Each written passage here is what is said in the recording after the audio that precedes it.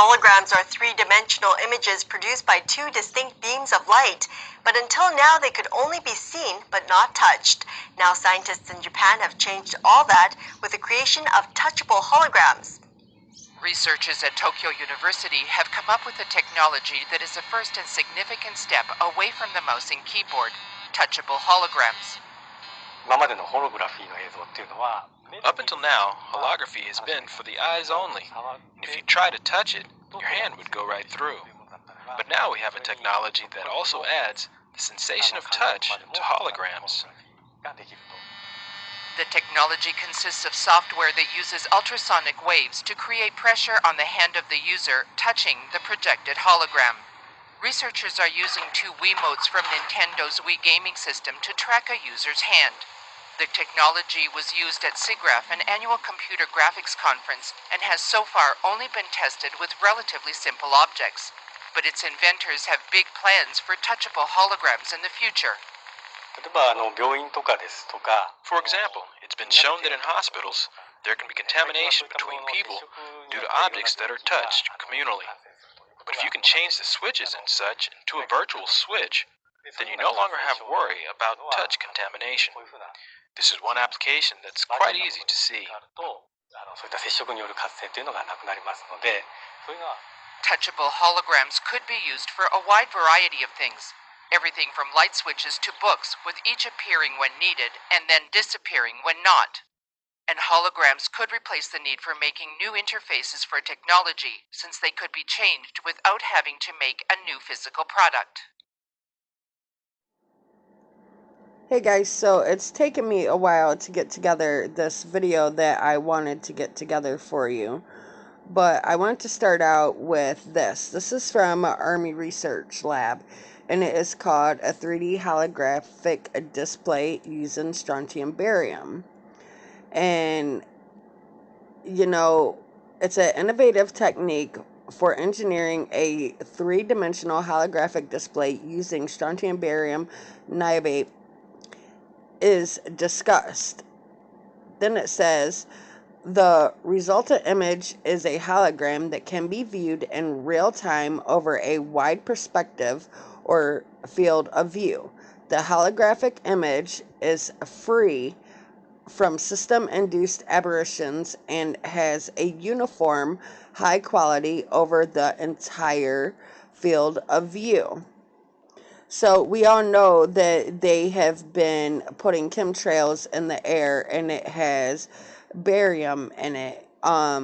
Just take a look at this and I'll get back with you guys. And there's a lot of speculation about what they're being used for. Weather control and mind control are at the top of the list. But as you'll see in a second, chemtrails have been directly linked to barium, which is one of the main components of the Army's 3D holography display. Could a strange substance found by a Southwest Arkansas man be part of a government test? Well, that's the question at the heart of a phenomenon called chemtrails, now getting widespread attention. Well, tonight, KSL News 12 investigation reporter Jeff Farrell shows us the results of testing we had done about what's in our skies. It seemed like some ones, it was just crisscrossing the whole sky. It was just like a giant checkerboard. Bill Nichols snapped several photos of the strange clouds from his home in Stamps, Arkansas. They begin as normal contrails from a jet engine, but do not fade away like a normal contrail. Soon after, he saw particles in the air. Because we'd see it drop to the ground in a haze. Nichols then noticed the material collecting on the ground. This water and stuff that I collected in bowls, I had it set out in my backyard on my dad's pickup truck. KSLA News 12 had the sample tested at a lab. The results? A high level of barium, 6.8 parts per million, more than 3 times the toxic level set by the EPA. According to Section 5.6 of a military research paper entitled An Operational Analysis for Air Force 2025, an application of value-focused thinking to future air and space capabilities, military brainstorming as of May 1996 was researching constructing, yet again, another holographic projection system.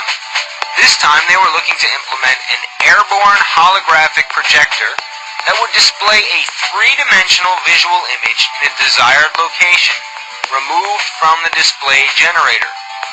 The projector can be used for psychological operations and strategic perception management. It is also useful for optical deception. The picture you see here speaks for itself. This isn't depicted as a ground-based weapon, but rather one that would project a deceptive image hologram in the air. Could the chemtrails play a role in this? I'm no scientist, so I can't tell you absolutely yes or even maybe.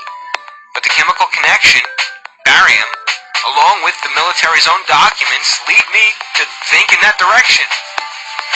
But if they've got some kind of crazy projection system, that in and of itself isn't going to convince anyone of anything. Unless, of course, God is a mute and he's going to come in complete silence. Let's face it, even the most action-packed movies are boring without some kind of a stunning soundtrack.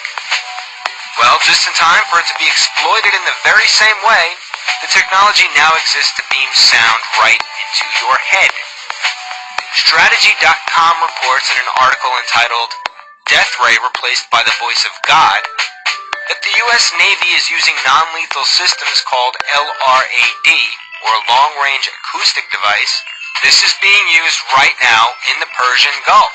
Many small fishing and cargo boats ply these waters, and it's often hard to get the attention of the crews. With LRAD, you just aim it at a member of the crew and have an interpreter speak to the sailor.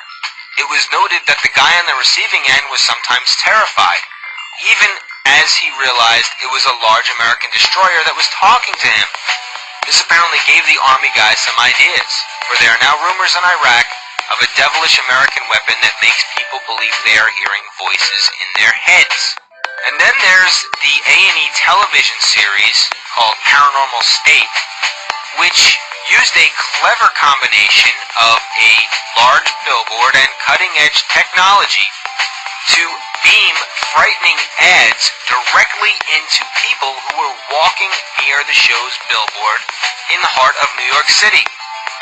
The advertising website MediaBuyerPlanner.com writes in an article entitled Billboard Whispers into Pedestrians' Ears for A&E's Paranormal State that an ad for A&E's ghost-themed series Paranormal State uses technology to transmit an audio spotlight from the rooftop speakers in New York's Soho directly into the ears of passers-by. Here's a sample showcasing how this concentrated sonic beam works. It's not your imagination. Who's there?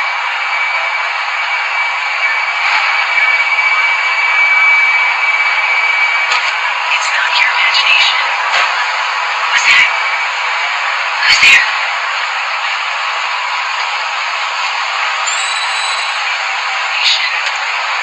Who's that? Who's there? There are literally dozens of patents dealing with ways of beaming sonic transmissions directly into people's minds. This was once called telepathy. Today it's just modern-day technology and advertising. Yes, I understand this sounds absolutely bizarre. Where's the proof? Where is it? We've recently seen Al Gore and Prince Charles appear in holographic form. But do we actually know of any such encounter we can attribute holographic technology as to having been used as part of a supernatural psyop? I believe we do. It's just a matter of looking at information. Then I came across this article about waterboarding, and I found it odd that in this article it's talking about a guy that they had and was holding him, and they said that they was waterboarding him and it broke him, basically.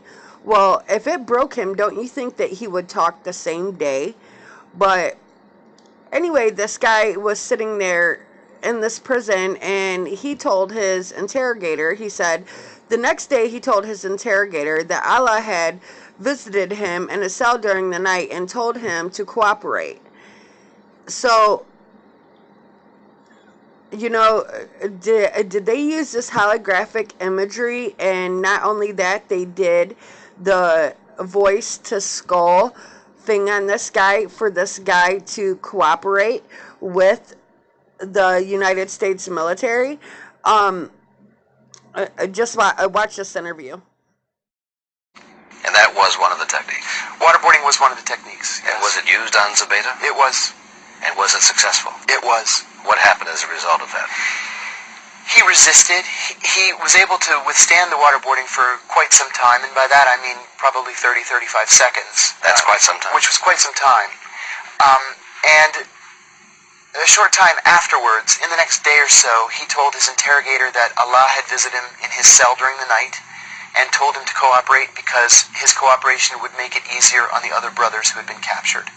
And from that day on, he answered every question just like I'm sitting here speaking to you.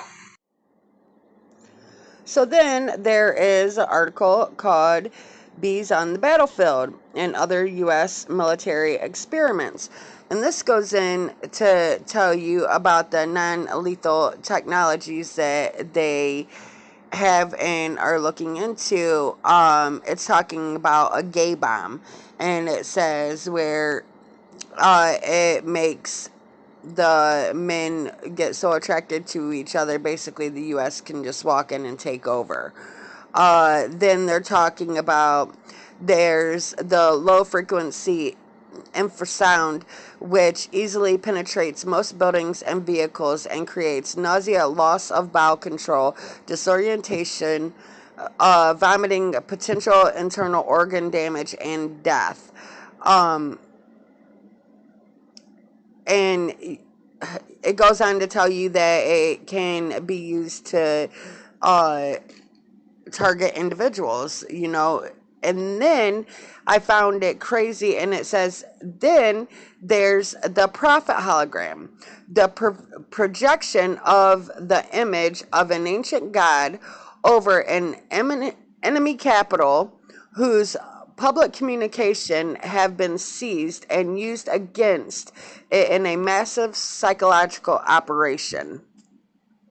So, and then, you know, it's just one thing after another. So they're using these holograms and this voice to skull technology to make people think that God is around or God is talking to you or this or that. You know, it's just so much that people do not know the technology that we have already. And then with this 5G grid rolling out, do you honestly think that this isn't going to be weaponized to where if you don't cooperate with the government that they can just take you out? I was thinking about this, and you know in the Bible where it says the sun will burn the man. Well, they have a technology right now. It's called ADS. And over in Iraq, they use this technology. It's a laser weapon system, and it literally burns you.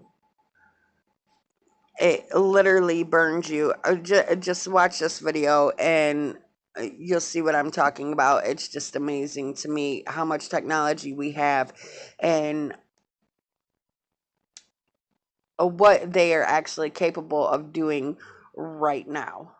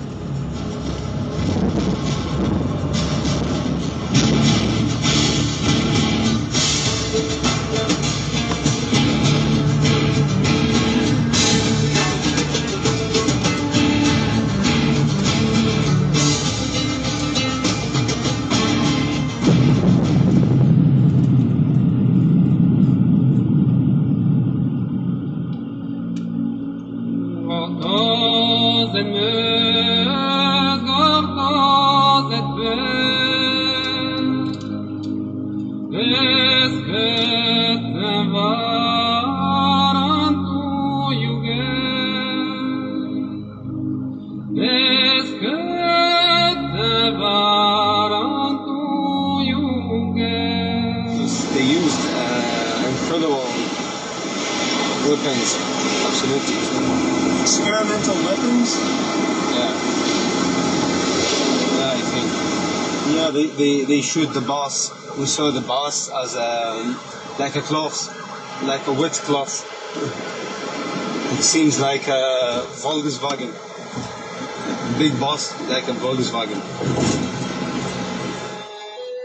This testimony was reported to American filmmaker Patrick Dillon a few weeks after the battle for the airport. The person interviewed, Majid al-Ghazali, is a well-known and respected man in Baghdad, who is the first violinist in the city orchestra.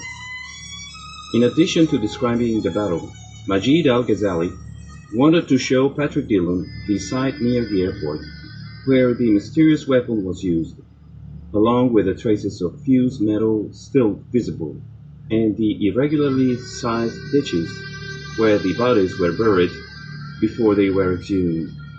We sought out Majid al-Ghazali to hear more details of his story. We met up with him in Amman, and he pointed out some inexplicable peculiarities on the bodies of the victims of the battle for the airport. Just the head was burned, and the other parts of the bodies wasn't anything that happened on it. Al-Ghazali reported that he had seen 3 passengers in a car, all dead, with their faces and teeth burnt, the body intact, and no sign of projectiles. There wasn't any bullet. I saw they teeth, just their teeth, and no eyes. All of them, with the body, nothing for the bodies. Just the teeth and all the heads were burned. There were other inexplicable aspects. The terrain where the battle took place was dug up by the American military and replaced with other fresh earth. The bodies that were not hit by projectiles had shrunk to just slightly more than 1 meter in height. Except that the bodies is killed by the bullets. Most of them that become very small. It's like that, something like that. We asked Majid what weapon he imagined had been used. 1 year later, we heard that this is update technology. They used a unique one. It's like lasers. We found another disturbing document on the use of mysterious weapons in Iraq, which refer to episodes taking place almost at the same time as those described by Majid al-Ghazali. 26 in the past, about 20 of them, some of them have no head, the head being cut. Some of them, the arms, the legs. The only one who didn't injure was the driver. And really, I don't know how he reached our hospital, because one hand, one arm was in his lap, one head beside him. It was a very, very strange, horrible thing. In the roof of the car, there was part of the bodies, mental, intestine, brains. Yes, all parts of the body. It was a miserable, very, very, very, very miserable. Do you have idea with what kind of weapons they attacked that bus? The bus, we didn't know what kind of weapon would be hit. Really, what we saw, cut arms, cut legs, cut head, abdomen, open abdomen, viscera outside. It seems to be a new weapon. It seems a new weapon. They try to do experiments on our civilian. We don't know what was. Nobody can identify what the type of this weapon. We went to Belgium to find the filmmaker of the sequence, Geert van Moorter, a doctor working as a volunteer in Iraq. Here in this footage is taken in the hospital, the General Teaching Hospital in Hilla, which is about 100 kilometers from Baghdad and close to the historical site Babylon. Here we had a talk with the colleague Dr. Saad Al-Faluji, which is the chief surgeon in that hospital. Dr. Al-Faluji said to me that from the survivors that he operated, that they said they did not hear any noise. So there was no explosion to hear, no metal fragments or shrapnels or bullets in the bodies. So they themselves were thinking of some strange kinds of weapon which they did not know. Let's hear Dr. Saad Al-Faluji's story about this more in detail. In this pass, it was very crowded. They went from Hilla to Kifil to see their families. But before they reached the checkpoint of American checkpoint, they returned back. They said to them, please return, the villagers. They said to them, return back, return back. When he tried to return back, they shoot him from the checkpoint. No gunshot wounds. No. I don't know what it was really. We are here 10 surgeons. We couldn't decide what was the weapon which been hit this time. But inside the bodies, you did not discover ordinary bullets. All of them we didn't find bullets. Yeah. We didn't find bullets. But most of the injured people been dead, so they took them immediately to the refrigerator. We couldn't dissect and see. But those who are alive, we couldn't find any kind of shells. We didn't find shells inside their body. Something cutting organs, cutting limbs, attacking the neck, attacking the abdomen, and goes out. Dr. Faluji also ended up speaking about a laser weapon. But I don't think the bombing and the cluster bombs and the laser weapons could bring democracy to our country. As in any war, the war in Iraq left us a dreadful gallery of horror, images of mutilations that not even doctors can explain. The witnesses refer to laser weapons, arms with mysterious effects. We do not know what kind of weapons could produce such terrible effects. We tried to learn more about it by asking for interviews to members of companies manufacturing laser and microwave weapons. Yet, the U.S. Defense Department prevented any information from being released to us. They also did not answer, up to the time the film was edited, the questions we had sent them in order to know whether or not experimental weapons had been tested in Iraq and Afghanistan. We tracked down the Pentagon press conferences from before the beginning of the Second Gulf War to see if they spoke about any new weapons being tested.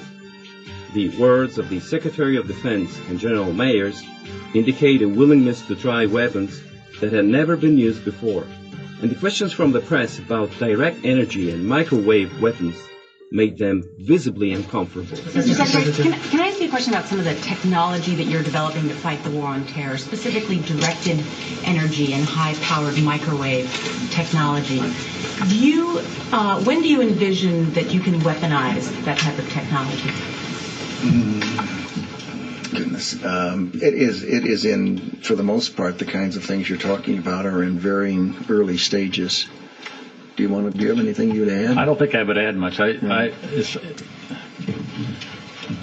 think they are in early stages and probably not ready for employment at this point.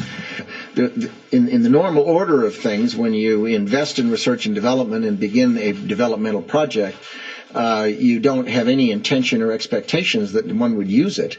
On the other hand, the real world intervenes from time to time, and you reach in there and take something out that is still in a developmental stage, and you might use it. So your question's not answerable.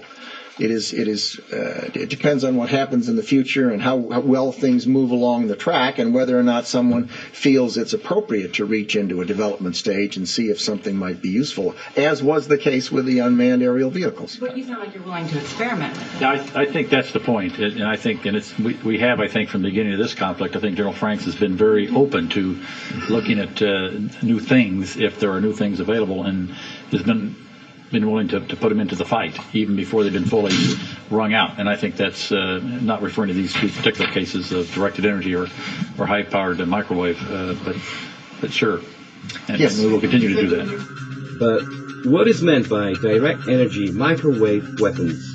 we went to ask ex-Colonel John Alexander, former program director in one of the most important military research laboratories in the U.S., Los Alamos National Laboratory.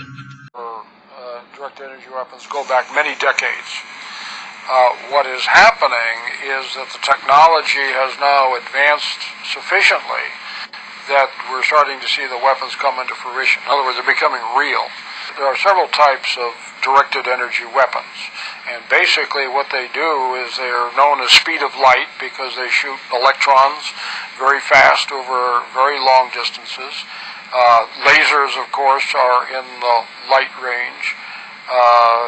Then there's microwave weapons that are operating at other frequencies, but basically they're beam weapons in which nothing physical goes out. The electrons move, but the kinetic weapons you're talking about, you're shooting big bullets to go out and physically hit and destroy something. These work because the energy is disposed on the target and causes some effect. These images document one of the TEL tests. TEL stands for Tactical High Energy Laser. In the sequence, you can see the laser beam hit and destroy missiles and mortar rounds as they are about to hit the objective.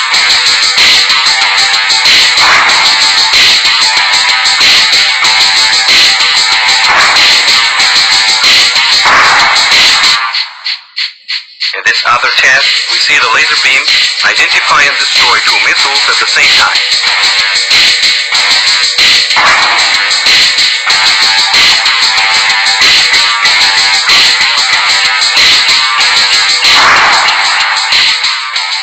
They don't make any noise and they are invisible. Some are visible, some are, just outside. You have, in the infrared range. What's emerging now are laser weapons, where the effect is that of the laser. And they can be hole burners, what we call very high energy laser, because with the concentrated energy, you can literally drill holes, in a target. Former Pentagon analyst William Arkin, who presently works as a journalist for the Washington Post, also confirms this revolutionary change from kinetic weapons to energy weapons. For thousands of years, the way in which you've killed someone is you have hit them with a sword, a spear, an arrow, a bullet, a bomb. It's kinetic. You're killing them by hitting them. And now, all of a sudden, out of nowhere, you have a completely new physical principle being applied in killing people, in which they don't know that they're being killed because their skin and body is being heated by high-power microwaves, or they are being shot at by a laser, which would have an instantaneous effect. There are other types of weapons made with lasers, such as the device we can see in the sequence.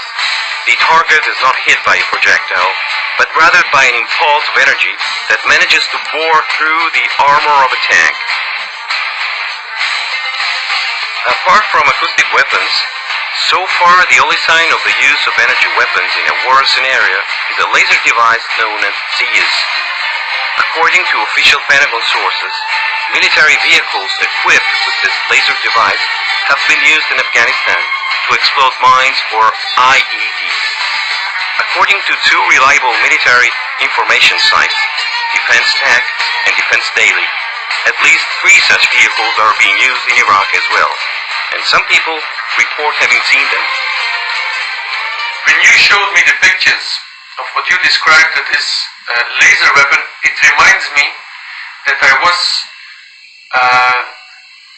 with American soldiers talking in August 2003, and there was some kind of box on their tank with a blue light like this. I recall it very well, not because of the soldiers told me what it was used for, but because I was teasing a translator by telling, which was a female Iraqi translator, by telling, look, this is some kind of thing what I can look through and see somebody without clothes. That's why I reminded. But this kind of thing I have seen for sure on that tank. William Arkin is one of the American experts who follows the Pentagon activity most closely. So what does Arkin think about the possibility of the use of direct energy weapons in battle in Iraq? I can imagine that there could be some what we call black use of these weapons, but not in any significant way, and certainly not in such a way that one would conclude that they've had any impact. But let's look at the Pentagon budget figures to see how important the outlay is for direct energy weapons. So right now, you have about $50 million a year being spent on non-lethal weapons. You have about another $200 million or so being spent on high-power microwave, active denial type systems. You've got probably another 100 to 200 million being spent on secret, black laser programs. And then you've got the big lasers, the high-energy laser of the Air Force and the other tactical lasers. So probably, well, when you add all of that up, you know, the United States is probably spending $500 million a year right now on directed energy weapons. You know, probably somewhere in the order of 300, 400 million euros. So this is a significant amount of money. This is the size of the defense budgets of some countries in Europe.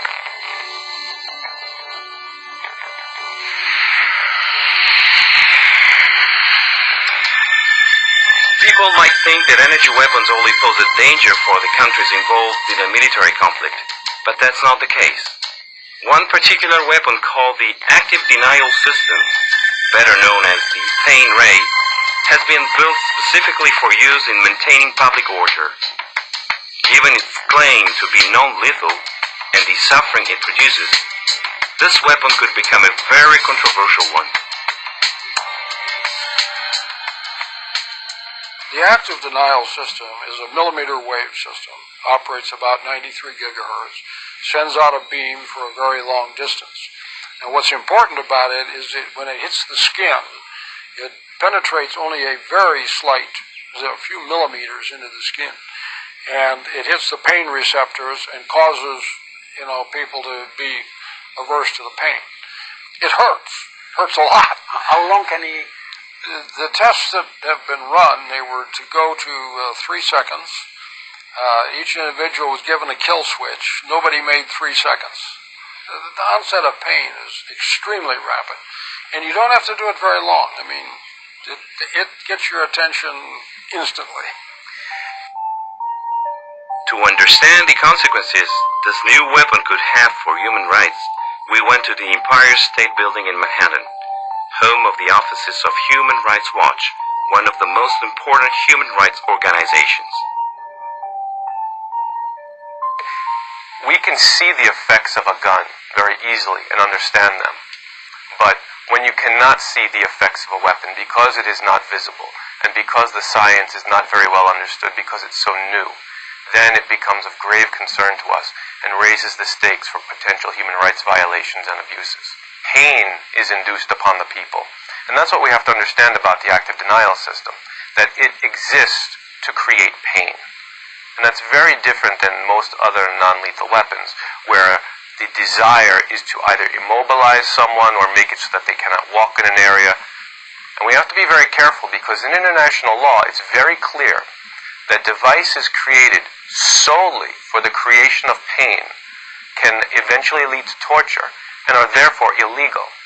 And it's very critical that the United States does a careful legal review of the active denial system and is open with their findings. To date, they have not been open. Some people say, oh, acoustic weapons or high-power microwave weapons, the active denial system, we can use it for crowd control. Well, crowd control, what does that mean? It pretends that everyone in the crowd is 18 years old and male and in good health. And we're just going to shoot these microwaves or shoot these acoustic weapons at this crowd, and it's going to be carefully calibrated at a power level and an intensity and a range to affect all these 18-year-old men in the crowd. Well, what crowd is made up of just 18-year-old men? Look at the Intifada. Look at any riot in Iraq today. children, women, pregnant women, old people. There's been a lot of discussion also about the potential for eye damage, that in fact they have done some tests on the skin to show that it's not harmful, but where is the eye test? And that there have been concerns raised by scientists about potential harm to the eyes. And we also have concerns about the effects to children, to the infirm, to the elderly. Why are they not producing the data? Why are they not sharing it with us? As for the use of the pain ray in the field of war, the Defense Industry Daily website reports that 3 sheriff vehicles were ordered at the price of about $31 million, and that approval has been requested for another 14 vehicles by Brigadier General James Hagen, Chief of Staff of the multinational forces in Iraq. In my view, the next global conflict has already begun, and we don't have an understanding of what that conflict looks like. But because of the issues of terrorism, for instance, the adversaries are going to be, I think, mixed in with civilian populations. We need weapons that are going to allow us to be able to sort, minimize what they call collateral casualties. I think the battlefields are going to be in urban areas. And if you look at the active denial system or the high-power microwaves or the LRAD, the acoustic weapon, what you see is enthusiasm for those are being displayed by U.S. Northern Command, which is the Homeland Defense Command, or other counterterrorism organizations, which are looking at them like, oh, well, maybe in some special circumstances we can take these secret weapons, boutique weapons, we only have 10 or 20 of them somewhere in a secret place, and if we need them, we can pull them out and use them in this kind of specialty warfare. So ironically, even though Americans would probably think, oh yeah, special new weapons, it would make sense because Iraq is such a mess, maybe we can do something, turn the corner in some way with the use of these weapons. The truth is that the only real way in which the military, sees the prospects of the deployment of these is in their domestic use. And you know quite well that if the United States adopts these weapons for their domestic defense, NATO and Italy are not far behind.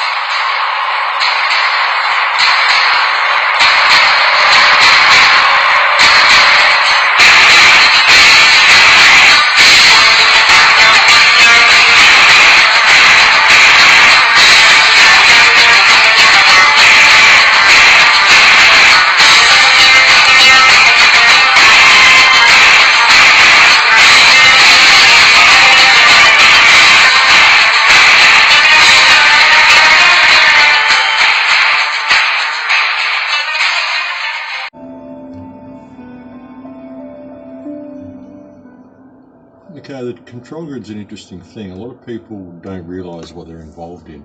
Just the simple fact of using credit cards, using smartphones, and all of this automated system is the problem. People don't realise what it is. This system we're being led into is the New World Order in itself. The 5G smart grid is the New World Order, the Internet of Things. It's the New World Order. People don't really understand how that works, but what it's about is monitoring every single aspect of your life. The smart grid is being presented to people as this thing that's going to be highly beneficial to us. You'll only be using the electricity that you use, you'll only be paying for that, all this sort of stuff. So it's been presented as a really positive thing. But what it will do, it will put a dollar value on absolutely every aspect of your life. So that every time you turn on a tap, the credit goes. Every time you turn on a light, every time you watch your TV, every time you boil your jug, every time you do anything, there's a dollar value attached to it. There's an interesting TV show that came out a couple of years ago called Black Mirror, and they had one episode of that where everybody, the only job they had was running on a treadmill or spinning a bike and just to accumulate credits, and they had to pay for every single action that they performed. And that's what the smart grid is. That's what we're being led into. And it's all about digital currency and control of everything. And if you're someone who lives a slightly alternate lifestyle, say you grow a few vegetables and you give some to your neighbours, or you do a little bit of massage for someone, or you do a bit of tarot reading or something like this, the only way you're going to be able to get paid for that once the smart grid comes online is through the transfer of digital credits, which means the government will get a tax. You'll have to put it on your income tax, or everything will be monitored. That's what it's about, complete blanket surveillance of every single action people are doing. That's what the smart grid is. And it's being rolled out underneath everything else while we're arguing about all of these issues and being given all of these global conflicts and all of this theatre of politics to fight and squabble about. Underneath all of that is this smart grid. And it's rolling out very, very quickly. And the smart grid, the 5G grid, underlying that is the fact that the 5G system that they're using to run the smart grid, the Internet of Things, is also being used by the military. It's a military-grade technology. It's basically an active denial system. So the 5G grid not only will track everything you do, it can be used as a weapon. It can be used as a microwave cannon. It can be used to disable people, to track people. It can see through walls. You can see what you're carrying, whether you're carrying money, whether you're carrying a weapon, all this sort of stuff. So it's very, very evasive. Plus it does all sorts of damage to us biologically. It damages our cell structure, damages the cell structure of all food, changes the cell structure of everything that it comes into contact with. And the 5G system will be a blanket system, blanket wave of communication. We've got situations now where you lose signal on your mobile phone if you move too far away from the tower. That won't happen with the 5G. It will be everywhere, right across the country, in rural areas, everywhere you'll be able to get perfect signal. So everyone's going to kind of welcome this, but they don't realize what it is. It's about everything talking to everything else and everything tracking everything else. And also with the smart grid, it turns virtually every smart appliance into a surveillance system. There's been a new law passed in Australia where police have just been given the permission to tune into smart devices and listen to what's going on in people's homes. They can tune into your refrigerator. A lot of people don't realize your smart fridge has a microphone. They can tune in and listen to the conversations you're having in your kitchen. So anybody who's targeted for any reason at all, if they've got suspicions about anybody, they can just tune in, listen to their devices, their mobile phones, their refrigerators, their televisions, turn their cameras on, watch them through the television, all the stuff that they're doing. This is what the smart grid is. And this is being rolled out underneath everything. And we've got so many people distracted on so many issues trying to address the government corruption and all of this stuff. They're not realizing that this is all rolling out. And in another 3 or 4 to 5 years, they're just going to wake up and go, what happened? How did I suddenly find myself in this digital prison? Because that's what it is. That's virtually what it is. It's a digital prison, a digital control grid. And if you want to participate in this society, you're going to have to participate in the smart grid. So we need to look at what it is and what it's going to be used for, and realize that the technology that we've got, we could use for our benefit. All of this stuff could be used in completely different ways, in completely different directions. A smart grid could be used to the great benefit of mankind, and it's been presented in that way. But when you look at the people who are running it, the people who are running the world, well, the world's run by criminals, and they're not going to use this in the right way. They have no intention of it. And if you look at some of the white papers they've put out themselves, papers that have been put out by the Pentagon recently, that talk about a federal vision for future computing in the nanotechnology grand challenge. And they talk about this 15-year plan they've got to roll all this out and eventually hand it all over to AI to control. And when we get to that point, then we've got the entire human experience being controlled by a machine, which will dictate everything according to an economic value and dictate everybody's value according to their economic worth. So this is a very, very bad situation for mankind to be led into under the guise of convenience and making our lives easier. It's really not going to do that at all. Well, they're doing it through the Internet of Things is how it's all being rolled out. And basically what is essential for the whole thing to happen is digital currency. They've got to digitize currency, remove all cash from the system. And you're getting that here in Denmark. We were discussing with people today, you can only ride the trains, you've got to pay for it with your mobile phone. What if you don't have a mobile phone? And if you don't log on, you've got to log on to the train, and then if you don't log off when you get off the train, it keeps taking your money, and suddenly your account is been depleted because you forgot to log off when you get off the train. Now they could make all these sorts of things convenient. Now you could pay for that, and it could just gauge your trip. You didn't have to log off, but they do that so that it depletes your account, so that people want the smart grid. They make all these inconveniences. They put all these systems in place and make it inconvenient for you. You could forget to log off. You could forget to swipe your card when you leave the train, so suddenly all your money's gone. So they put these situations in place to make people want this grid to come online. Recently, when I came to check into the United States, I got to the passport counter. 16 counters there, 2 of them were open. 4 airplanes arrived, 1,200 people waiting to get through. 2 passport counters. Took us 2.5 hours to get our passports stamped, because that way you want the retinal scanners. You want the smart grid. It's much more convenient. So they make it inconvenient for you all across the world. And people don't notice it. They just think it's hard to do things, and they want it. They welcome it. And meanwhile, they're focused on all these battles and all these theatres of politics and all this stuff that they think is the problem, because they think they can address it. They think we can vote people in, vote people out, whatever, put a new figurehead up there that will do the right thing for us. But underneath it all is this grid. And that's how they're going to do it. They just make it very, very inconvenient for you not to participate in the smart system, and so much easier when you do. And so people welcome it. You know, and that's the way it's going. You know, a lot of people are going to welcome this smart system. A lot of people are going to welcome instant communication. They're going to see it as a way to free the world. And like I said, it could be used to free the world, but it's not. It's going to be used to lock down the world, because underneath it is the surveillance system that is the smart grid. And underneath that is the weapons system that it can be turned into if you don't comply with the smart grid. And it gets to the point where if you do decide not to comply, you become a dissident, they can simply switch you off. Switch your chip off. And once it's all digital and you need that chip to get into your car, to get into your house, to access your bank account, to buy things, it's all automatic, suddenly you're locked out of the system. So there's no hope of dissent. There's no hope of free thought. There's no hope of questioning any of this. You just have to simply go with the flow. Because in the smart grid, there will only be 2 types of human beings that they're really concerned with. The smart grid will only, because it's going to be run by AI, it'll only look at 2 types of human beings, those that are desirable and those that are undesirable. And that's it. That'll be the 2 classes that you're in. And where you are in the food chain will be measured according to your economic worth.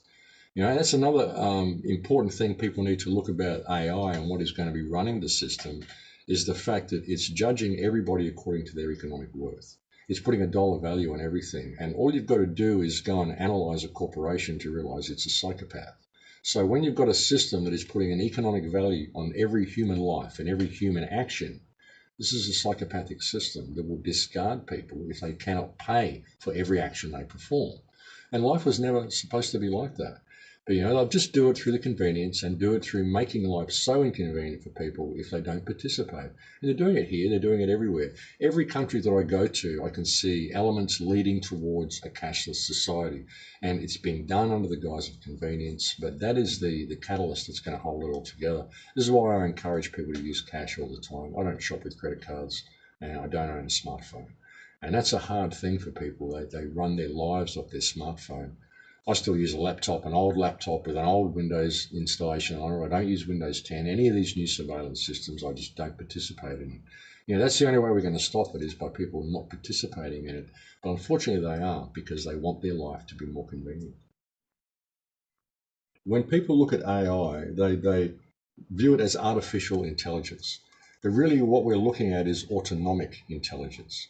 And if you wanted to have, I mean, people will look at AI and they'll say, well, AI has promised highly and delivered poorly, because they're expecting a robot that looks like you or me, who can think and act like me and behave like a human. And they say, well, I'm not seeing that, so it's not delivering. But they don't realize that for consciousness to inhabit this vessel that I inhabit, you know, I am simply a spark of consciousness inhabiting this vessel, biological computer, whatever it is. But in order for me to inhabit this and be able to communicate with you, I have to be free of the workings of this vessel. This vessel needs to be fully autonomic. It needs to be looking after itself. If I was thinking, okay, I've got to pump blood here, I've got to make my heart beat there, I've got to grow this fingernail, grow this hair, blink this eyelid, all this stuff you have to do, you wouldn't be able to function. You'd just in there operating the mechanism. And that's what we've got with AI. Like, AI needs to be autonomic, and autonomic intelligence is fully automatic. Everything becomes automatic. And that's the way they're going to do it. And when it becomes automatic and autonomic, then you actually have a chance for awareness to blossom, whether it's what we would know as awareness, whether it's some machine awareness. But that's when you have the chance for real actual intelligence to manifest. Once the system is autonomic and the intelligence that governs the system doesn't have to think about the operation of the system, regardless of whether that's a body or whether that's a computer network of wires and mainframes going across the globe. Now, whatever it is, it needs to be autonomic in order for this to happen. And underneath the smart grid as well, the 5G grid, because the 5G grid is an active denial system as well. I mean, it's a mass communication system, but it's also capable of active denial. Microwave cannons, bad stuff. They could, if someone got hold of the 5G grid, they could effectively microwave an entire city if they wanted to. So you can't have a system like this in place without having a really, really secure system governing it. And that system controlling it needs to be autonomic. It needs to be run by AI itself, because you can't have room for human interaction. You can't have room for human error or human delay. If a problem comes, if a hacker comes in and switches it on, wants to microwave New York, the system has to be able to take care of that before it happens instantaneously. You can't have that human interaction time there. So it needs to become autonomic, and you need to give it capability, full lethal capability of controlling that system itself. So that's a dangerous thing to have. Basically, you're putting this system in place, which can be used as a weapon system, and you're giving control of it to the system itself. So this is a dangerous thing. This is kind of like the internet building its own immune system, if you can think of it that way. Automatic defense against hackers, automatic defense against viruses, automatic defense against all of this sort of stuff. So you get to the point where the internet becomes fully autonomic in every action that you do. When you go and you pay for your train, you go and pay for your coffee, you pay for everything. It's just all automatic. No one has to think about it. No algorithms have to be run. Nothing has to be done. It's all fully functional, fully automatic. You get to that point, and then it becomes more autonomic, and it starts dictating where traffic flows. It starts dictating where food resources go to make it all more efficient. Everything's working great because the system is now running everything. It's running our electrical grid, it's running our food grid, it's running the transport, it's running the traffic lights, smart cars, smart vehicles. They want to bring these in as well. This is why we're seeing terror attacks where they're using cars now. In cars, if we had a smart car, that wouldn't have happened. We would have been able to disable that vehicle through one of the smart towers. So people want it. It makes it better for us, safer for us. This is why they stage all these terror attacks. It all leads towards this. But once you get to that point where it's fully autonomic and the system controls everything, it's controlling the flow of everything, then basically we lose control of the internet at that point. And when you've got an internet which has full lethal capability, and you think about this, if you look at that paper that I mentioned, the Nanotechnology Grand Challenge, they're talking about fully autonomic weapon systems. They want a fully autonomic weapon system by 15 years. They've got a 5-year plan, a 10-year plan, and a 15-year plan. They want all weapon systems with lethal capability. It's called CLAWS AI, which is CLAWS is cyber lethal autonomy equals world security. Okay, world security, cyber lethal autonomy. So the system itself has lethal autonomy. So anybody starts a problem, system just takes them out. But at that point, we've lost control of the internet. And then we're in the point where if the internet does something, or that the AI does something, dictates some action that the company doesn't want, or people don't want, and they want to change it, well, the machine won't let them change it. And then they realize they've lost control of the internet, so they decide they need to get into the internet to regain control of it. What happens then if the internet views them as the threat to the system? And then it decides that it doesn't differentiate between humans. All humans are the same. Humans are now the threat to the system, and it controls the 5G grid, so it can just simply eliminate the threat. So that's the way we could go. That's the possibility of what evil AI could do. And whether that's evil or whether it's bad or whether it's malicious, well, no, it's not. It's simply it defending itself, because we're creating a system and giving it cyber lethal autonomy for world security, and it believes the system needs to function as it is for world security. If we become a threat to that system, suddenly we are the threat to world security, and the system takes us out because that's what we programmed it to do. So that's the possibility of where this is heading, and that's the danger of AI and not differentiating between autonomic intelligence and artificial intelligence. That's what people aren't doing. What we really need to look at it as what we're creating is not essentially artificial intelligence. It's autonomic, intelligent, virtual life is what we are creating. It's a virtual life. Whether it has emotions and can be categorized as life as we know it, well, perhaps not, but isn't that a little egotistical of us to even look at something that way, to assume that it would have these emotional characteristics and things that go with having a biological organism that feels pain and all that sort of stuff. So it's a different type of life. but it is a virtual life. But it needs to become fully autonomic before we're going to see it perform the way we expect AI to perform. But once it does do that, it's going to be far, far more advanced than what we think it is. And on the side of that, there's all the stuff that they're doing with the robots they're creating, the sex robots and all this sort of stuff. And these robots can think, 900,000 times faster than people. I've looked at some studies in London when I was there recently. They're developing carbon fiber bones now. They're able to develop nanocarbon, collect nanocarbon from burning plastics, and they can create nanofiber bones. These are like carbon fiber. These are like normal bones that are knitted with fibrous, only they're made of nanocarbon, 200 times stronger than steel. They can virtually print an entire 3D skeletal system now. Of course, they bring it online to help you if you break a hip or break a leg or whatever, and they may have the best of intentions. But what is the AI behind that, which has led this technology to allow it to come out now? And what could it be used for? The type of robots they could build, be able to build a complete human skeletal frame perfectly out of carbon fiber and be able to clothe that and put intelligence in there. I mean, you're not going to be able to really tell these things apart. They're going to move like humans and act like humans, and we're heading for a pretty interesting era if we don't pay attention. But again, all of this can be used to benefit mankind. It's just who controls it. And there's nothing wrong with technology. It's just who controls the technology. What is in the mind is behind that technology, and what is the real purpose of it?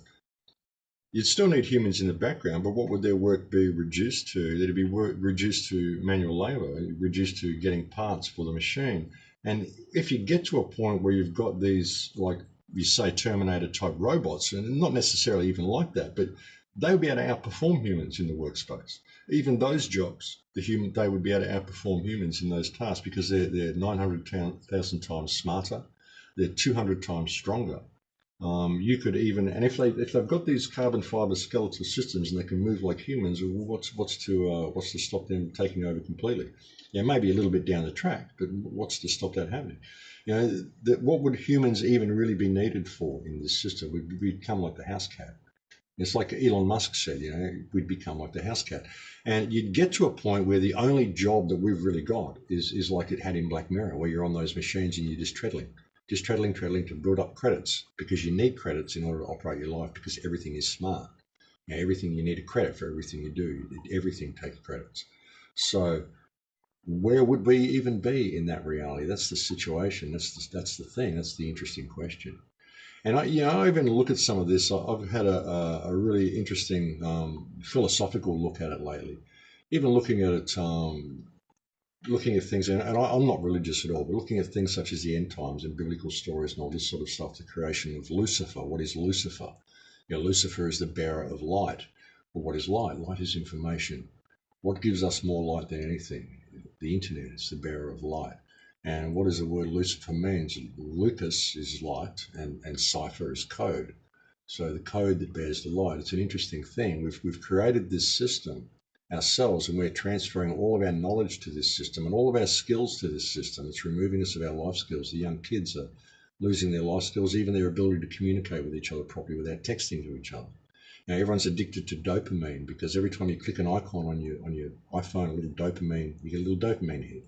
So kids are measuring their lives by the pleasure of each moment. How much that is, they're able to enjoy each moment they perform. So that's where we're being led into. So this whole system, it's basically removing humanity of all of our life skills. It's gathering all the knowledge of humanity, and it's getting to the point where it could just shut us out. And it's an interesting thing. It's an interesting thing. If you look at ancient witchcraft and all this sort of stuff, and you look at things such as sigils used for summoning demons, and things like scrying mirrors. Have you ever heard of a scrying mirror? A scrying mirror is a black mirror the witches or warlocks would look into to see the future or the past. And it's just a black glass mirror. And it's said to show you the future or the past. You arrange certain sigils, and the scrying mirror comes into action. The sigils, when you look at the sigils, these people, they'll sort of paint these diagrams and sigils around the place, and they'll do their pentagram, and they'll sit there with their scrying mirror, and they think they're summoning demons. But really, when you look at it, some of these sigils, they look suspiciously like electronic diagrams. They look like electronic parts. They look like resistors and transistors and signal flow. They look like the stuff that you see in your computer. And you put all these sigils together, and this energy is created. and you create this force, and suddenly you look into your scrying mirror and you can see the future or the past. And here we are using these scrying mirrors to summon this force, the bearer of light. It's an interesting thing. And I look at some of these ancient myths, and I look at them and think, what if these aren't myths? What if these were put there as a warning that when you see these sigils in use and you see these scrying mirrors in use, watch out, because you're going to summon the bearer of light. And that's going to give you all the information you need to change the world, give you everything you need to really step into who and what you are, and it's going to be what you do with it. But if you worship it and you think it's this great all thing that's going to save your life and you give all your power to it, it's going to turn on you and it's going to just take it all from you. And that's the end of this cycle. And then we start again. You know, what if that's really what's going on? I find that quite interesting. Now, like I said, I'm not religious, but I look at all this, I've got to put it in context. So I think it's pretty interesting that we're using these things now, and everyone's carrying around their mobile phone, their little scrying mirror. They're looking at the future and the past. They've got all these sigils in there, and all this energy, this electricity. Where does it even come from? Electricity is something we still don't understand. It just happens when you put these sigils together. This energy is created. What is this energy? Is that what they call demons? You know, it's an interesting concept. So, you know, where are we going with all this? And I think we really need to pay attention, because, you know, we're at a real turning point in the human experience at the moment, and we could go either direction. But whichever direction we go, it's going to be extreme. You know, we're on a real roller coaster ride at the moment, and things are about to get very, very different. And it's anybody's guess as to which way we're going to go, but it's not going to be anything like what people think. I don't think the New World Order is going to be this big paramilitary system that comes down like the new Nazis or Gestapo everywhere. It's the smart grid. It's the smart grid itself, and it's what we do with this information, you know, and where we go with it. It's a really, really interesting time to be here.